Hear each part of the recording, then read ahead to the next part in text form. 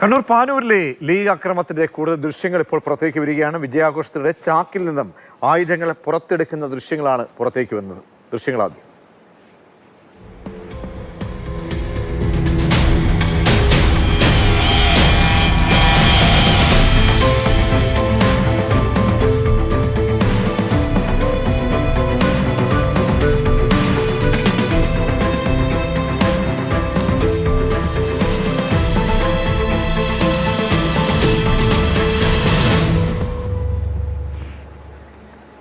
Felix ചേരുന്നുണ്ട്. Felix, അങ്ങനെ അക്രമത്തിന്റെ ദൃശ്യങ്ങൾ പുറത്തേക്ക് വരികയാണ്.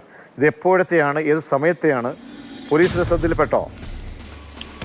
പ്രതീക്ഷ ഇന്ന് വൈകുന്നേരം 6 മണിയോടുകൂടിയാണ് ഈ പാനൂർ കുന്നോത്തുപറമ്പ് പഞ്ചായത്ത് LDF-ൽ നിന്നും UDF പിടിച്ചെടുത്തതിന്റെ ആഹ്ലാദ പ്രകടനത്തിനിടയിൽ അക്രമ സംഭവങ്ങൾ അരങ്ങേറിയത്. അവിടെ പാറാട് കുന്നോത്തുപറമ്പ് റോഡിൽ സർവീസ് സെന്ററിന് സമീപത്തുള്ള CPM-ന്റെ സ്തൂപമാണ് അടിച്ചു തകർത്തത്.